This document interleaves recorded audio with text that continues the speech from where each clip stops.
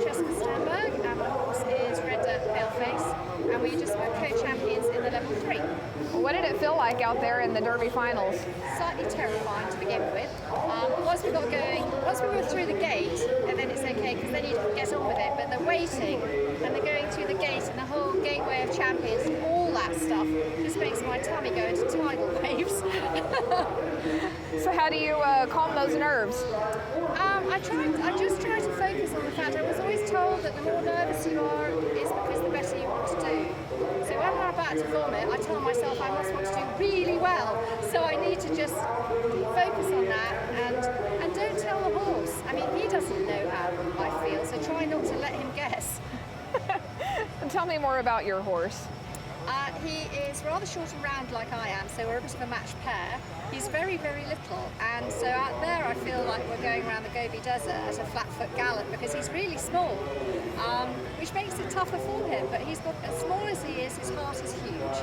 And when I clamp up, choke, and generally think I can't do it, he tends to say, "You can, we can, we can." And I'm very grateful for that. How has he been this week leading up to this event?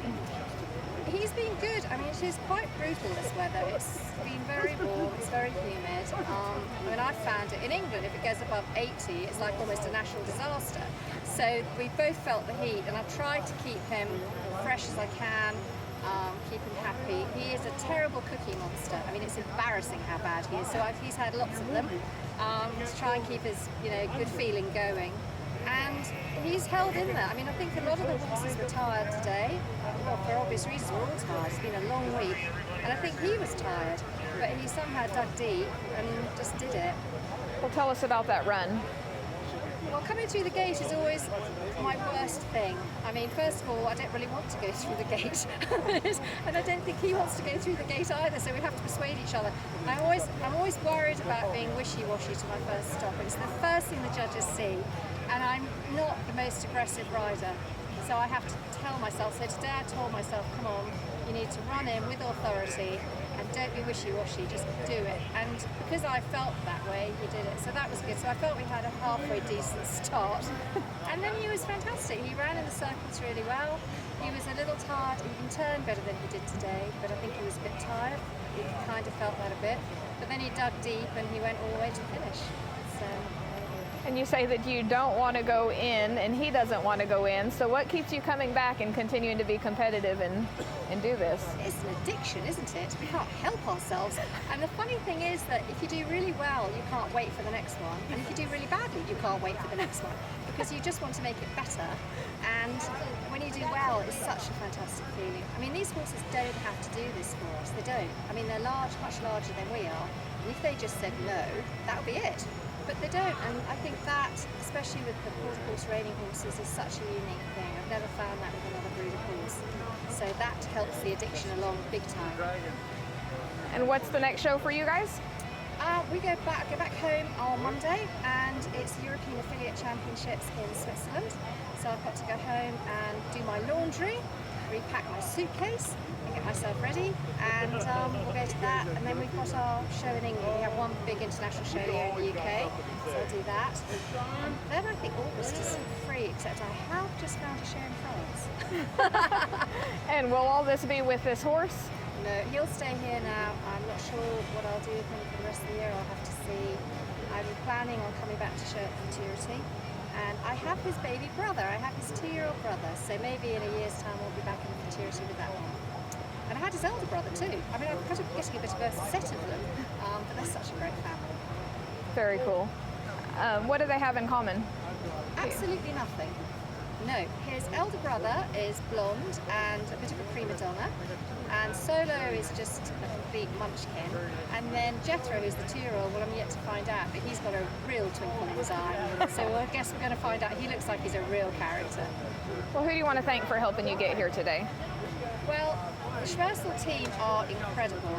Tyson Randall, short of brushing my teeth for me and actually going in the arena with me, couldn't actually do anything else. I've never been with a trainer that has, I mean, he's been so incredible because I am the ultimate nightmare non-pro. I arrive 48 hours before the go. Usually I've forgotten something. and he has been really exceptional getting the horse ready and coaching me through this, because he has to coach me through it. If somebody tells me what to do, I'll do it. I'll put him on the automaton, but somebody's got to tell me, and he has. He's been incredible. And my husband came back this evening to watch. My son's watching in England, and it's 2 o'clock in the morning.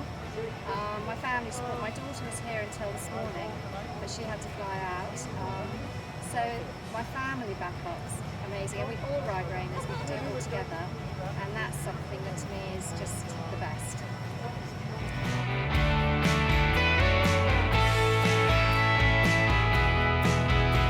Markel has had the privilege of being affiliated with the National Reining Horse Association for over 20 plus years. And fortunately or unfortunately, I've been representing Markel for almost all those years as well.